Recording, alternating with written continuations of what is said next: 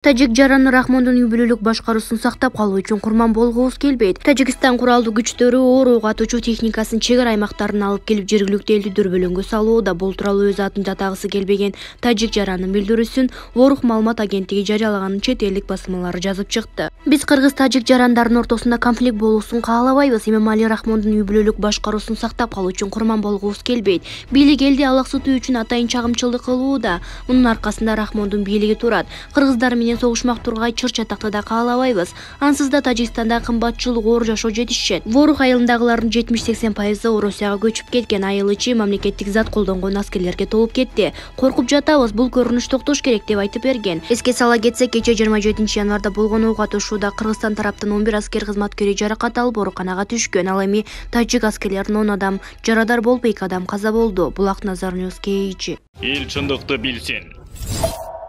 Эгер ит багып ага жакшы мамиле кылсаң, сүйлөй албаса да алмакулук адамдын сөзүн түшүнүп айткандарын кылат. Эч болбоду дегенде баккан кожоюн чын дилинен берилип сүйүп ак кызмат кылат. Ит кой эң акылдуу жандык, түгүл зоопаркта эшектерди да үйрөтүп тарбиялап жатышат. А бирок Эмомали менен биздин батышчыл шүмшүктөрдү такыр эле адам кыла албай койдук. Кудай булардын арагынан уруп койгон экен. Эмомали өз элин сүйсө, адамдар бири-бирин өлтүргөн согушка жолу койбош керек эле. Ал эми биздин батышчылдар Кыргызстанды сүйгөн болушса, эл башына оор иш түшкөн малда бардык башка түйшүктөрдү унутушуп, бир муштумга түйүлүш керек эле. Жок дегенде күн аралап азап тартып жаткан Баткен элине жакшы сөздөрү менен кайрат айтып турушса жарашпайбы? Эмомали жактан кол салган убакта өзүбүздүн бузулуклар бул жактан күч алышат. Өлкөнүн түштүгүндө эмне болуп жатат деген ой баштарына келбестен. Менде акыркы убакта кандайдыр бир смутный сомнение пайда болду. Азыркы бийлигибизге каршылар тажиктер менен жең ичинен сүйлөшүп алышып, атайын эле согуш чыгарып жатышкан жокпу деген. Булардан ар нерсени күтсө болот, дейт Шаомурза Бөрүкулов өзүнүн Facebook баракчасында. Эл чындыкты билсин. Тажик тараптын аткылоосунан кыргызстандык жарандын үйү күйүп кетти. Тажикстан аскерлеринин аткылоосунан кесепетинен көчө бою тилкесине жайгашкан кыргызстандык жарандын турак жайы күйүп кетти. Бул туурасында УКМКнын чек ара кызматы билдирди. Ошондой эле тажик тарап Кыргызстандын ички аскерлери жайгашкан жерге миномет менен атканы белгиленди. Соңку маалымат боюнча 4 кыргызстандык аскер жаракат алды. Өлкөнүн чек ара кызматынын жетекчиси Уларбек Шаршеев менен Тажикстандын чек ара аскерлеринин кол башчысы Раджабали Рахманали экөө 2 ирет телефон аркылуу сүйлөшкөн. Атышууну токтотуу тууралуу маселе көтөрүлгөнү менен натыйжа болгон жок, дейт Булак Назар Ньюс КХ. Эл чындыкты билсин.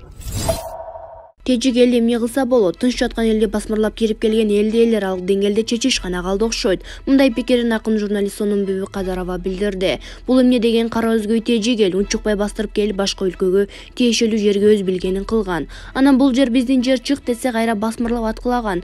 Тежик деп бекеринен айтылбаса керек. Кечээ да ушинтип Баткен областынын 4 көчү тарабынан кирип келишкенде эки жактын чек ара жетекчилери жолугуп келишим түзүп ынтымак менен жашоого кол койгондон кийин кайра чагымчылык кылышып, башка жактан башкача айтканда Чордобөдөн элди аткылай баштаганы кандай түшүнсө болот. Биздин өлкөнүн чек арачылары тынчтык жолу менен маселени чечишке аракет кылганына карабай, алдынан чыккандын баарын аткылап кыра баштаган жапайы элди эмне кылса болот? Биздин чек арачылардын позициясы бир гана коргонуу. Бирок дайыма биз тарапка жала жап, долууланып, элдин тынчтыгын алып, баскынчылык кылса эле жерди алып алабыз деп ойлошобу? 27-январь саат 18-ден баштап жалпы Кыргызстан үчүн кооптуу болду. Тынч жаткан элди басмырлап кирип келген элди эл аралык деңгээлде чечиш гана калды окшойт. Кой дегенде түшүнбөсө, кошуналык жолун сыйлабаса, улууларды, сакалдууларды укпаса, нарт насили жок караңгы жапайылар эшикте 21-кылым турганын билбей жер талашат. Ушуларды ойлоп уктабай чыктым. Эне жүрөк, балдарыбыз тынчтык күндөрдө өссө экен дейсиң, деп белгилеген Кадырова. Булак Назар Ньюс КХ.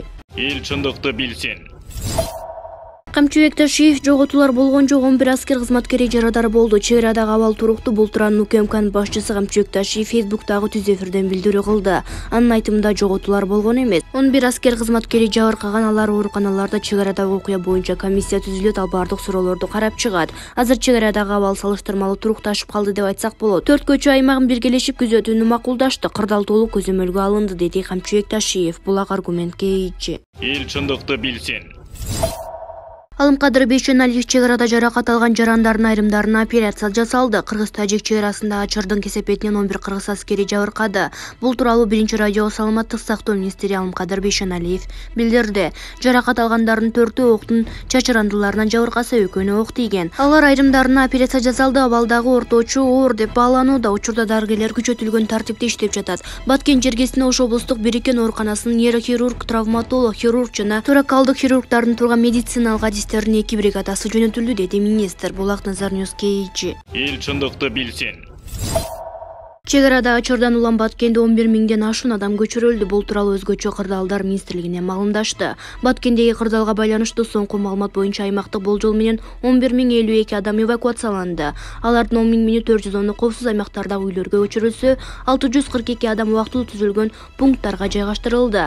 Баткен районунун Орто Боз, Жакка Өрүк, Үчтөбө, Актатыр айыл аймагы, Самаркандек айыл аймагынын Самаркандек, Аксай, Таштумшук айылдарынын болжол менен 6.000ге жакын торгону Рават айылына убактылуу көчүрүлдү. Лилик районунун Максат айылынан 400 адам Маргун айылына, Интернационал айылынын Миңдей жараны Кайрагач айылына көчүрүлдү. Мурза Патша, Сада аймагынан Ак Арык жана Исхак Разаков айылынын жергиликтүү жашоочулары Исвана, Сүлүктүгө көчүрүлдү. Самаркандек жана Актатыр айылынын Миңдей жашоочусу Лейли, Карасуу, Актеректе үйлөргө жайгаштырылды. Азыркы тапта эвакуация болгон жарандар дарыгерлердин көзөмөлүндө болуп, аларга туура түшүндүрүү иштери жүргүзүлүп, зарыл болгон каражаттар менен камсыздандырылды. Эл чындыкты билсин. Өлкөдөн чыгып кетпесем өлтүрүшөт. 3 жашар кызы менен иштеген таксистке коркутуулар болууда. 3 жаштагы кызын калтырганга эч ким жок болгондуктан жанына кошо алып жүрүп такси айдап иштеген Нурила Мухамеджановго коркутуулар болууда. Бул тууралуу Супер KG порталына Мухамеджанов өзү билдирди. Эске салсак, таксисттин аялы төрөттөн кийин каза болгон. Ал өз балдарын багуу үчүн такси айдап жан багууда. Анын айтымында ага белгисиз адамдары чалып кайсы бир атка минерге жолдо болуп жатканын айтып, төрдө коркутууларды жазашууда. Мага белгисиз адамдар чыгып кайсы бир атка минердин жолун кескенимди айтып коркутушууда.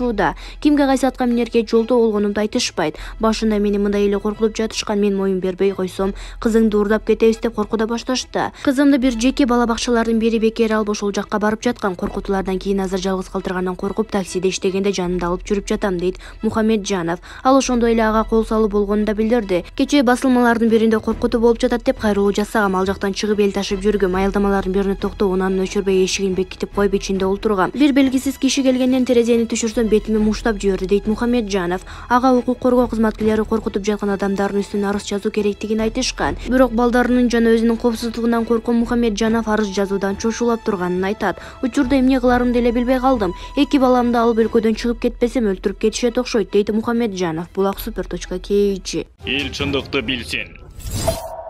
Садыр Жапаров көзөмөлүнө алды. 3 жашар кызы менен иштеген таксист коркутуулар боюнча милицияга арыз жазды. 3 жаштагы кызын калтырган эч ким жок болгондуктан жанына кошо алып жүрүп такси айдап иштеген Нурила Мухамеджанов ага болгон коркутуулар боюнча милицияга арыз жазды.